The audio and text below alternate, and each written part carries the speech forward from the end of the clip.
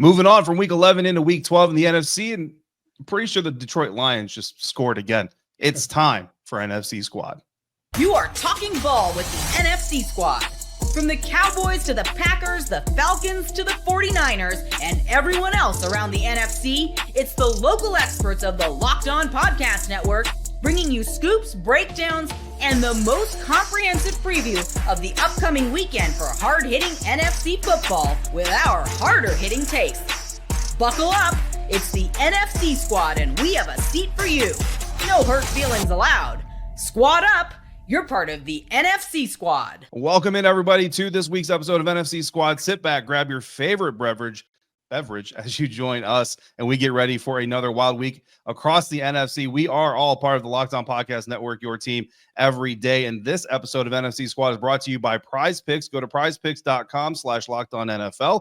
Use the code all lowercase LockedOnNFL to win $50 instantly when you play your first $5 ticket. And look, everybody, I know it was very convenient that the first NFC Squad episode I had to miss just so happened to be the first one after a Washington Commanders lost since we've launched NFC Squad. That was not on purpose. Look, some of us got to work on Tuesdays, especially when the team we cover is getting ready to face Gino Camilleri's team. We're not going to talk about how that went, though. We're going to talk about the rest of the action here. Landon McCool, Locked On Cowboys, joining us. Alex Clancy of Locked On Arizona Cardinals.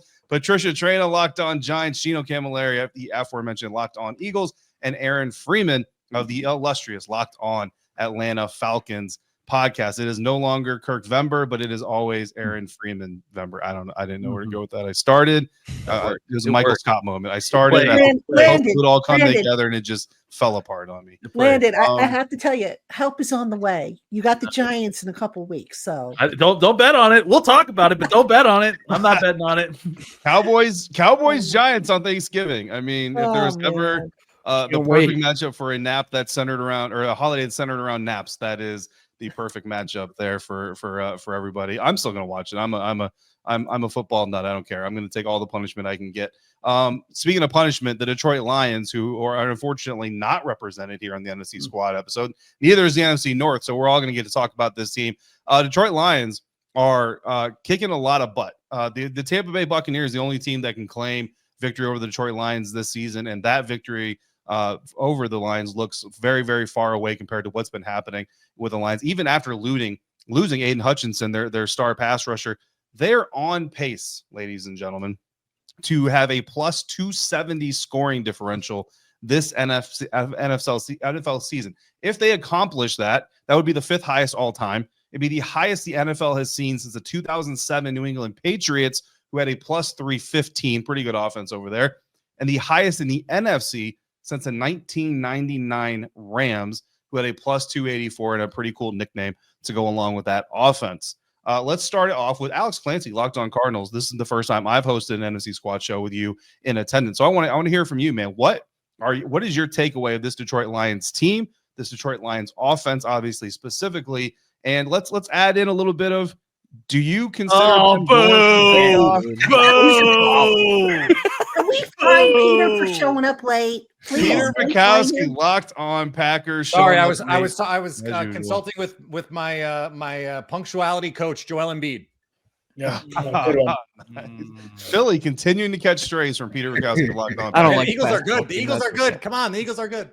Yeah, look, we're talking about the NFC North, Peter, but you're going to have to join in the conversation later. Alex Clancy, your thoughts on the NFC North leading Detroit Lions? I think that this should have been a lot more clear than people thought going into this season. I picked them to come out of the NFC to make the Super Bowl. They were a bad half of football away from doing it last year. And, Jared Goff has the best offensive line he's ever had. He's got the best offense he's ever had. And the dude's had a cannon ever since he came out of Cal. He just wasn't cool enough to be the LA Chargers quarterback, so they had to ship him off. Like, they've got everything they need to beat any team in the NFL, including Kansas City. And if they can run the rock and their offensive line holds up the rest of the year, I don't see a team that can beat them in the NFC. Yeah, Peter Bukowski, we are going to get you involved in this conversation because, of course, you cover the Green Bay Packers. You obviously pay very close attention to the NFC North, and you're the most recent host on this NFC Squad episode to have covered his team losing to this Detroit Lions team. So from looking at it up close and personal, man, what is up with the Lions? Do you think that they are the favorite to win the Super Bowl overall, or at least the NFC favorite coming out of the conference? I think it might also be true that I'm the only host on this show, or the most recent host on this show, to cover a team that beat the Detroit Lions. I think that might also be true, but maybe. Look, the Lions are a threshing machine right now. And I don't know how you look at any team and say that team is better than the Detroit Lions right now, but it's November, it's not even Thanksgiving. So what we saw last year, for example, with the Green Bay Packers go into Detroit and they beat the Lions on Thanksgiving, they looked like a totally different team post Thanksgiving than they did before that, a trip up to New York to see Tommy Cutlets, notwithstanding Patricia Traina. So it's one of those funny things. Like, I remember 2018, the Saints, Ross Jackson's team, they looked unbelievable middle of the year. They beat Sean McVay and the Rams, that team 45-35. I think they beat the daylights out of the Falcons somewhere in there. And then what happens? They barely beat the Eagles. Gino remembers that game, the playoff game. That's a shell of that Super Bowl team. And it's 2014. And then they lose to the Rams in the NFC Championship game. Like, we see over and over, I've covered more than one of those teams that looks awesome in the regular season. And in the playoffs, they peed on their legs. And unfortunately, all the teams in this chat right now, it happened in 2011. They lose to Patricia Traina's Giants. In 2015, they go in and they Hail Mary against the Cardinals, and the Cardinals beat them in overtime. The Eagles, 2010, they won the Super Bowl. Like, that was a nice thing. They beat the Eagles en route. But like, all the teams on this chat have had teams where you go, this team should have been great, and they lose in the postseason. I won't even bring up 2016 to Landon because that would be rude. Jared Cook.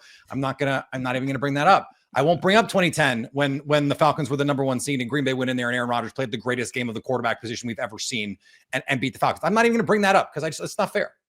You keep bringing things you know up, what? I like that, Peter. That? I'm not going to bring up how I was covering the Buccaneers when the Green Bay Packers made in 2020. Exactly, they were the best team in the league. in the Super Bowl video for the Tampa Bay Buccaneers. There, Landon McCool. I want to get your thoughts on another NFC North team. We're going to stay here, but we're going to shift over to the Chicago Bears. +7 scoring differential. So that's actually fairly impressive. The NFC North, the only division in the NFC where every team has a positive scoring differential so far this year. But the Chicago Bears are 4-6, and there's all kinds of conversation going on. One of those conversations is the head coach going to survive what's going on this season? You happen to be covering a team that has a very, very similar question that a lot of people have a very definitive answer for. So given your experience in this topic for this season, what do you think what's going on with the Chicago Bears? Do you think that this is something that needs to be laid at the feet of Coach Eberflus, or do you think there's something else going on? Yeah, and the other thing I have experience with is Eberflus. Eberflus used to be the defense coordinator for the Cowboys. So,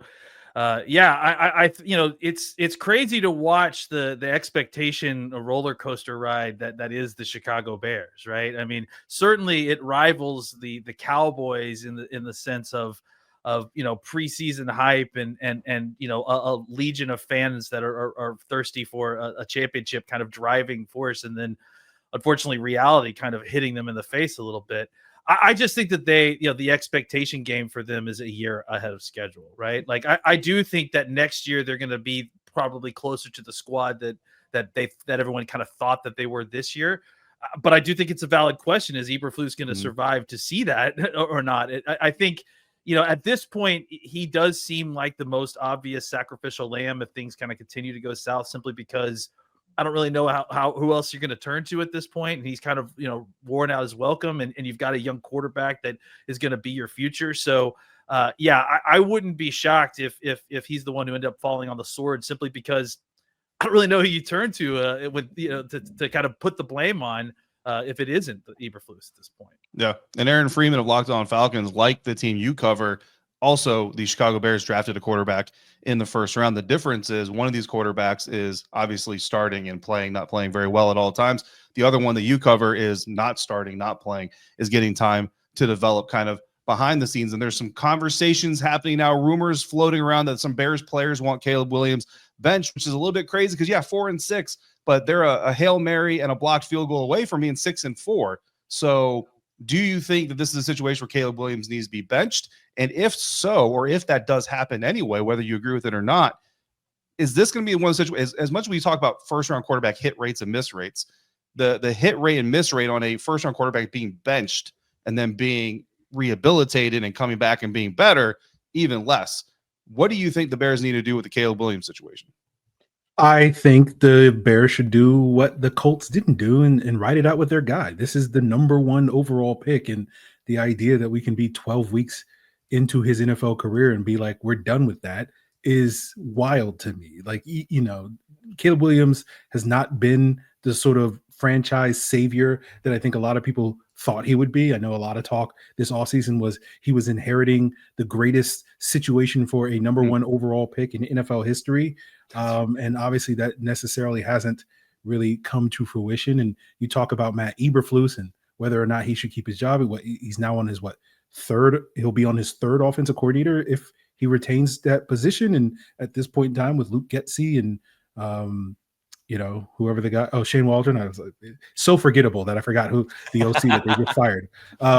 You know, like you don't have any confidence in him moving forward to get the guy that's going to, you know, set Caleb Williams right. So I think if I'm the Chicago Bears, like, you know, you made your bed with Caleb Williams, you should ride it out. And if that means moving on from the head coach and bringing in, you know, some offensive minded guru that my good buddy Alex Clancy of Locked On Cardinals may know very well. David, you may know that person very well with all the rumors that Peter has been, you know, sort of pushing these last several months in terms of our guy Cliff Kingsbury.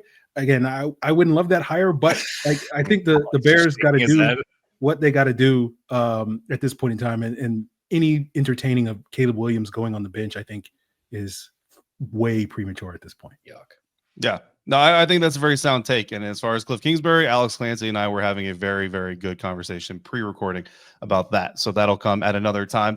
There's something on the script here. Eagles take control of the NFCs. Unfortunately, we're out of time, though. We got to move on to the next segment. You keep ducking that question like Peter ducked the NFC show South. after That's the coming Lions up beat next the on Packers. today's episode of NFC Squad, part of the Locked On Podcast Network, your team every day. Today's episode is brought to you in part by Prize Picks, and with Prize Picks, you can now win up to 100 times your money with as little as 4 correct picks. Prize Picks is the game where you pick 2 to 6 player stat projections, whether or not those players are going to get more than that stat projection or less than that stat projection. And if you do get it right, you can win a whole lot of money. Prize Picks is the best way to get action on sports in over 30 states, including California, Florida, Georgia, and Texas. So sign up today and get $50 instantly when you play $5. You don't even have to win to get the $50 bonus. It's guaranteed. So if you think Russell Wilson is going to throw for more than 177.5 yards against Cleveland Browns on Thursday nights, and George Pickens will get more than 58.5 receiving yards, while Browns receiver Jerry Jeudy will get more than 46.5 receiving yards, and tight end David Njoku will get less than 44.5 receiving yards, you can win up to 8 times your money with that lineup alone. So download the app today. Use the code LOCKEDONNFL to get $50 instantly after you play your first $5 lineup on Prize Picks. Run your game. Today's episode is also brought to you in part by Zbiotics, and pre-alcohol probiotic drink by Zbiotics is the world's first genetically engineered probiotic. It was invented by PhD scientists to tackle rough mornings after drinking. Here's how it works. When you drink alcohol, it gets converted into a toxic byproduct in your guts. It's this byproduct that is to blame for your rough next day. Well, pre-alcohol produces an enzyme that breaks that byproduct down. So just remember to make Zbiotics your first drink of the night. And then the second step is to drink responsibly. Pace yourself, hydrate, get a good night's sleep. The third step, enjoy the next day. Wake up feeling refreshed and ready to take on your day. If all of that sounds good to you, and why wouldn't it, go to zbiotics.com/LockedOnNFL to learn more and get 15% off your first order when you use the promo code LockedOnNFL at checkout. Zbiotics is backed with a 100% money back guarantee. So if you're unsatisfied for any reason, they'll refund your money. No questions asked. Remember to head to zbiotics.com/LockedOnNFL. Use the code LockedOnNFL at checkout for 15% off. Moving on now with this week's episode of Locked On NFC Squad, part of the Locked On Podcast Network, your team every day. Gino Camilleri.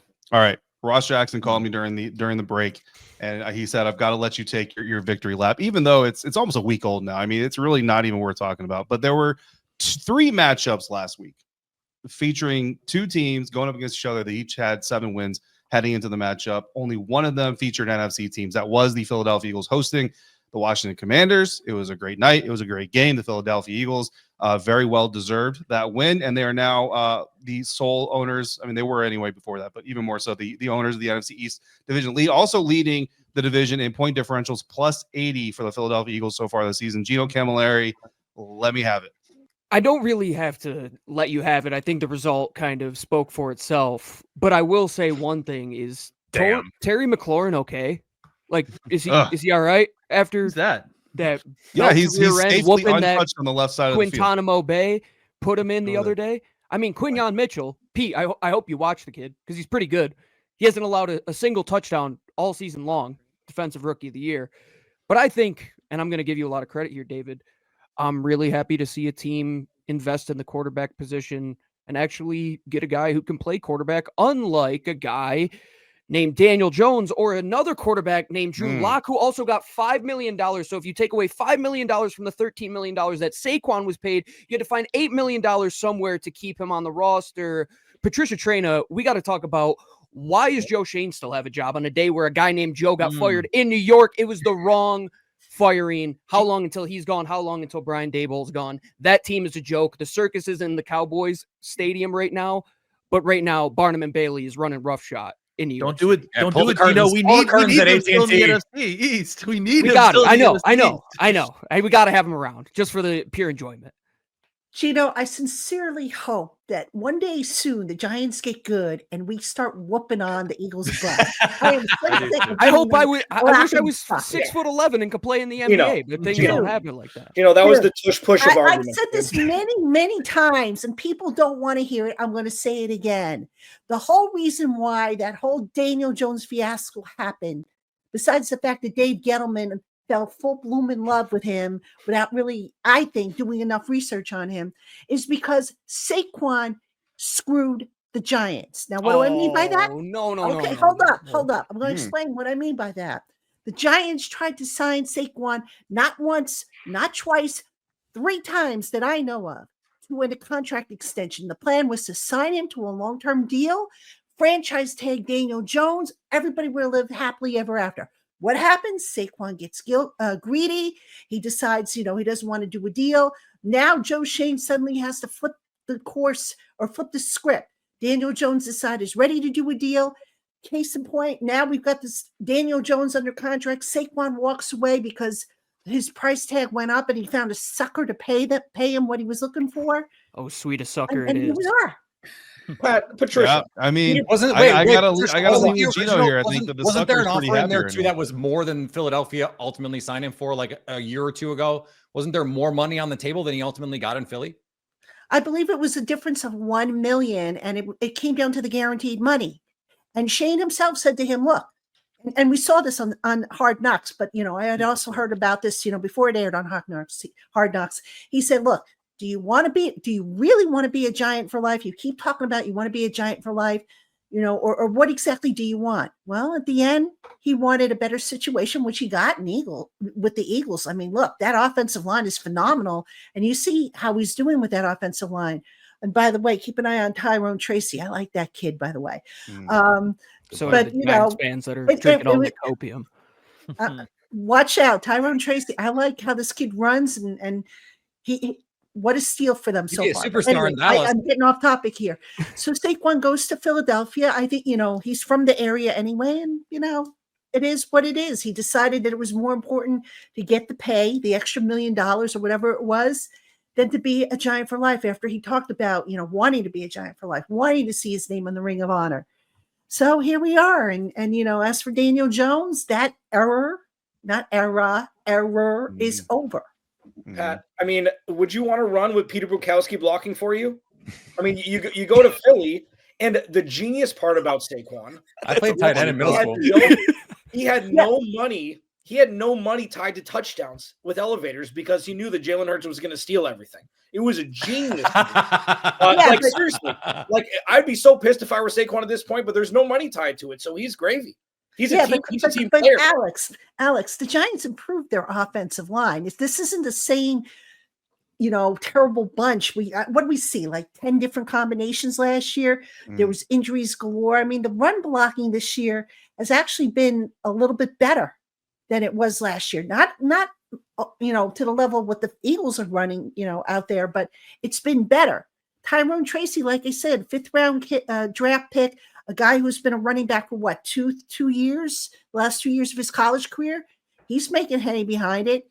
So, I mean, good for Sa'Quon for getting his payday.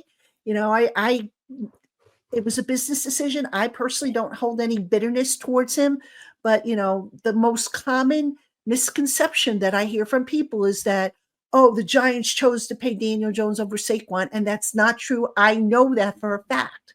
Mm-hmm. Look, I mean, at the end of the day, the chips fell where they are. Saquon's certainly happy with what happened. The Eagles are definitely happy with what happened. The New York Giants, they do. They have a young back who looks very talented. They're moving forward from Daniel Jones, and the Dallas Cowboys are moving backwards. So everybody is happy. Landon, we're not going to make you talk about the Dallas Cowboys, though, because we do need to talk about the NFC South. Aaron Freeman. We'll just treat him like Trey Lance. The top scoring differential in the NFC South does not belong to the Atlanta Falcons, who lead the division. It belongs to the Tampa Bay Buccaneers. However, their plus 13 scoring differential would be 3rd best in any other NFC division. So that is what's going on in the NFC South. I actually want to ask you, Aaron Freeman, what is going on in the NFC South, especially with the first place Falcons and a minus 30 scoring differential so far this year? Well, what's going on is bad timing. We bust out the scoring differential stuff the week after the Falcons lose by 32 points. Like, it feels like it's unfair. The anti-Freeman agenda we're pushing. They waited a whole 2 weeks into November to make sure Kirktober was plenty clear. Like, we've been doing this since the beginning of Kirktober, and now we're almost through Kirkvember, and like now all of a sudden, like, no point differentials come out of the woodwork. Unskew the polls after the Falcons, get their butts kicked. So look, that's basically what happened. They did not show up in Denver. I don't know. Maybe they got into some dispensaries and over there and were a little too fried due to the altitude or whatever. It doesn't really matter, right? They were a mile high last week and got their butts kicked. They were below sea level in New Orleans the week before that, and still lost that game. So, altitude probably didn't play that much part in it. But yeah, man, they stink. I'm glad I don't have to watch the Falcons football play on Sunday. I have a stress-free Sunday. I can actually watch good football teams, and hopefully the Falcons come back after their bye week and actually play like a decent team that should win the division, or else we'll be sitting here with James Yarko showing up in Kirk Simber here on the podcast talking about how the Bucs are about to catch up to the Falcons in the NFC South. I just bet on them for our friends at FanDuel plus 400 to win the division. I feel pretty good about that. Getting the Bucs 4-1. Come on, that's great. That's great value. Those are pretty good odds. Yeah, that's not a bad bet to take if you think the Bucs are going to take advantage of a very soft post-bye schedule that they begin this weekend. We are going to dive into the rest of the NFC schedule coming up next here on today's episode of NFC Squad, part of the Locked On Podcast Network, your team every day. Today's episode is brought to you in part by Hillsdale College. Time is our most precious commodity. You don't want to waste it scrolling through the same mind-numbing content for hours and hours. So how can you spend it more wisely to improve yourself? You study some history, some economics, the great works of literature, and the meaning of the U.S. Constitution. Did you study some of those things in school? Sure, you probably did. Maybe you didn't. But even if you did, it's probably a good time for you to get a refresher, because time and technology change a lot of things, but they do not change the basic fundamental truths about the world and our place in it. And our sponsor, Hillsdale College, is offering more than 40 free, that's right, free online courses. Those courses include, among others, American foreign policy, the rise and fall of the Roman Republic, the history of classical music, Pythagoras through Beethoven. So if any of that interests you, or you want to just check out the other 40 free courses, go to hillsdale.edu/lockedon to enroll. There's no cost, and it's easy to get started. That's hillsdale.edu/lockedon to register today. hillsdale.edu/lockedon. Wrapping up this week's NFC Squad episode like we do every other NFC Squad episode. We're going to look at the upcoming schedule for the NFC teams, and we're going to talk about some of the biggest matchups, and we are going to start in the NFC North. Green Bay Packers, Peter Bukowski hosting the San Francisco 49ers. Packers are favored on FanDuel Sportsbook currently by 2.5 points.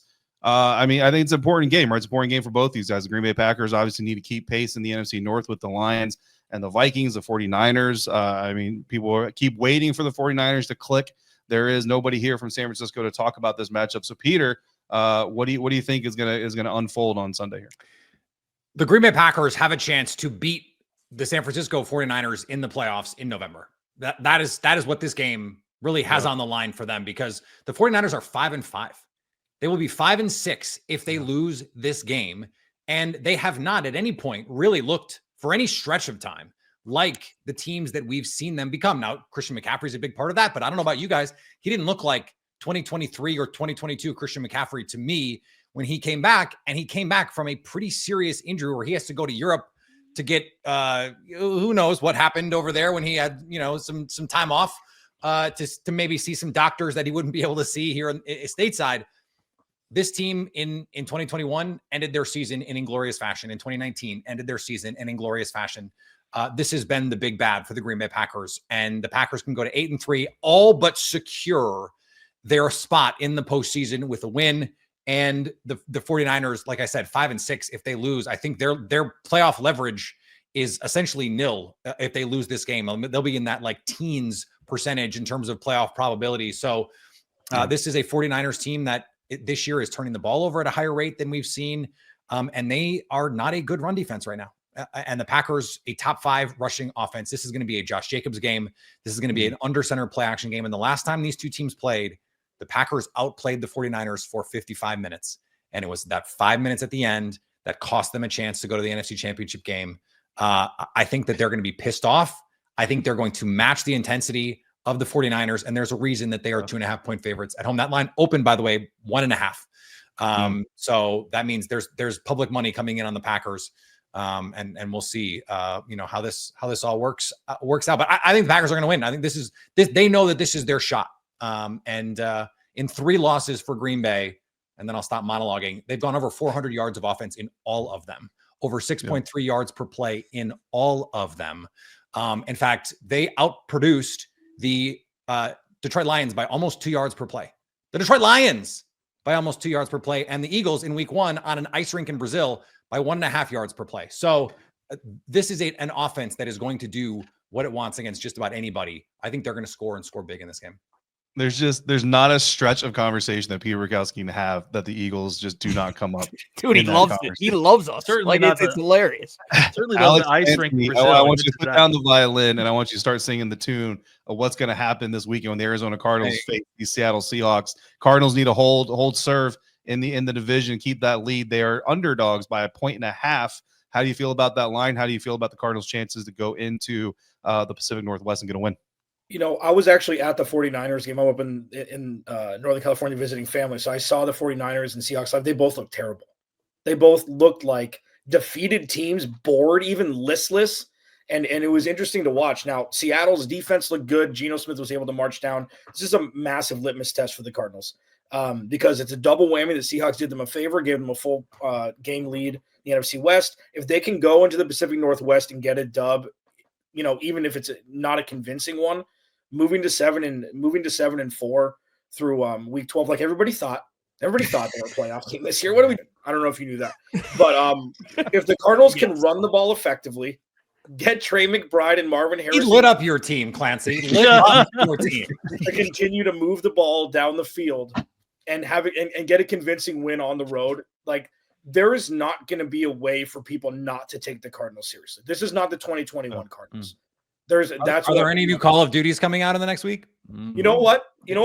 Why don't you check out Cliff Kingsbury's record after Call of Duty comes out? Hey, let's not go there now. Let's not go there now. So, that's really what it comes down to. Can the Cardinals take care of business on the road against a division opponent, move to 3-0 in the division, which all but locks up the tiebreakers they have for the rest of the year coming down the stretch? This is a massive game for this team.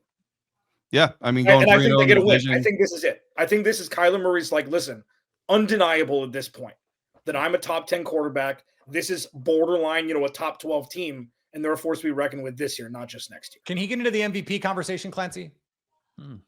His numbers are never going to be good enough because it's not. He's a part of the machine. He's not forced to save the offense. He's not forced to drive the offense like Joe Burrow is and like Lamar Jackson is at times. He's only thrown 12 touchdowns. He's never going to be a numbers guy. He's going to be an all-purpose guy like he was in Miami, from time to time, but I don't think so because he doesn't have the gaudy numbers. The QBR, the efficiency numbers, like I feel like those have a chance to be really good at the end of the year, especially since these defenses in the AFC West kind of stink. Yeah, they're not the best. David, can I hijack real quick and ask a question about the NFC West before we go? Outside of Clancy, who do you guys believe is the best coach team in the West right now? The Rams. The Rams. I think what the Rams have been able to do, while they've had injured wide receivers, is really impressive. And I think I was going to bring up, I think this is a game to be careful for if you're an Eagles fan, because I was going to say that too. McVay is notorious for destroying these kind of narratives mid-season by drawing up some kind of new thing to expose a defense that you hadn't really seen before. So. I think the Rams are probably the answer to your question, and certainly something to look out for this week. We've seen not that I care for you anyways, but Gino, but just something to keep in mind. No, I was trying to give Clancy a little bit of credit. As much as I kind of despise the guy in Jonathan Gannon, I think that team is probably the best coach team out there right now. I think that's the first time you have called him by his name. The first, I did. You know how I despise him, man. I got to give him credit. It's always dime store Andrew Tate or whatever your line is. See, the interesting part about that, Gino, is when the heart of the team that you cover gets ripped out and goes and starts coaching in Arizona, I'd be jealous also. I don't know. Old grumpy Vic Fangio's doing all right taking that seat right now. I'd be jealous. We'll find out Sunday. Yeah, I guess we will find out Sunday. I think that is probably the next text for Fangio is how is he going to do against Sean McVay with a team that in the NFC West, realistically, like, you don't know what's going to happen in that division. We say it every single week, but I'm scared of those wide receivers. I think it'll be a good test for the guys on the outside. But if there was ever a game to go on the West Coast before you have to really hunker down after a 6-game win streak that screams trap game, the Eagles got to be locked in. They can't go into this game and expect McVay to just be like, yeah, we'll just throw the C+ game plan. And I'm like, no, they're going to game plan their rear ends off. And this is really where Fangio has to show that he was the right hire and he was better than Jonathan Gannon. But I give you credit, Clancy. That's a good team out there right now. Also, I think Rallis against Cooper Kupp is going to have a lot of fans very nervous about their rooting allegiances in this one. Why do you say that, Peter? What makes you say that one? All the Cooper clans out there are gonna be divided in this one. The Eagles are 2.5-point favorites on the road in this one, and I think the challenge, that the Eagles are going to face is a team who knows who their best receiver is and doesn't line them up in the exact same place every single snap. We're gonna wrap this up NFC Squad style. Patricia Traina, Aaron Freeman. We're gonna come to you here in just a second for bold predictions, because every week has the opportunity to get a little bit wild, a little bit crazy in the NFC. The Dallas Cowboys are visiting the Washington Commanders. The New York Giants are hosting the Tampa Bay Buccaneers. There's plenty of playoff implication. And even though Aaron Freeman is going to be sitting back watching the game stress-free, Aaron, what's your bold prediction for this week coming up, and what might happen? What twist or turn might we see in the NFC this weekend? Well, I've been pushing a certain agenda these last couple of weeks. Besides Kirk Vimber naming months after Kirk Cousins, it has been the Cliff Kingsbury after Week 8, and I finally get Alex Clancy here to give me the support that I need for my anti-Cliff Kingsbury agenda. You got coming off the game last week, so it's beautiful. So, Landon, we're friends now. We watched our teams get dogged the last couple of weeks on these squad shows. So I'm going to go with the Dallas Cowboys going on. Wow. I wouldn't do that, buddy. We're friends, and I'm going to tell you to not do that. We're talking about Cooper DeJean, Cooper Kupp, Cooper Rush. He's going to be the best Cooper this weekend. Yes, Aaron. Yes. Cowboys. I don't know who's hosting this show if that happens, because I'm going to take a hiatus. If the Dallas Cowboys beat the Washington Commanders this weekend, I might have to take. Cody Rourke is going to have to come behind the scenes. That's going to be must-see TV. Cody. Oh my goodness. Patricia Traina, save me, please. Just do something to undo that. You know what? I know my listeners, if they're watching the show, they're going to say I need to be drug tested, but I'm going to say the Giants upset Tampa this weekend. There you go. That would make Aaron Freeman's Locked On Falcons audience very happy. And I say that because, all right, Tampa's got a really, really good offense. They're 8th overall, 10th running the ball, 10th passing the ball. Their defense not as good, although I wouldn't put, Todd Bowles, you never know what he's going to pull out of his hat. But I just think that the Giants, they're going to be fired up. The change in quarterback always seems to spark the team. And the Giants, they're going to do what Dallas has yet to do. They're going to get their first home win of 2024. Oh, Logan Paul has more wins than You'll get your first home win on Thanksgiving. Jake Paul, not even Jonathan Gannon is dime store Andrew Tate.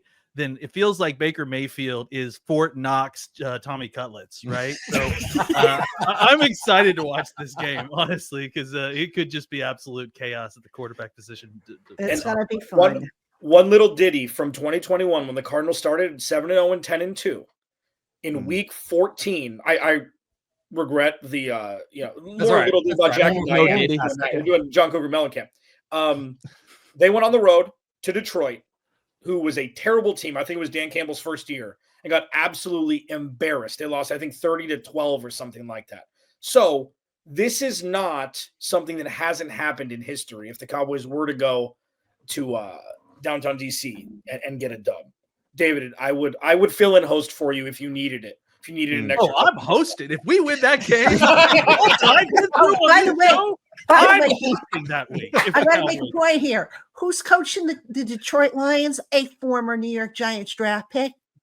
We'll take whatever victories we can get. Take the wins. All kinds of credit, just taking credit left and right on here on the NFC Squad episode. And look, we'll make that a bet. If Dallas Cowboys beat the Washington Commanders, Landon, you are hosting the show, and I will sit in your spot, and I will take everything that everybody's going to bring for me. In the meantime, though, thank you for joining this episode of NFC Squad. We're going to be here every single week, so make sure you come back through. And each of us are here for you every single day, bringing you the latest on all your favorite NFL teams. And Peter Bukowski bringing you a little bit extra about the Philadelphia Eagles. So make sure that you're following. Make sure you're subscribed so you don't miss anything and any of our coverage, all part of the Locked On Podcast Network, your team every day.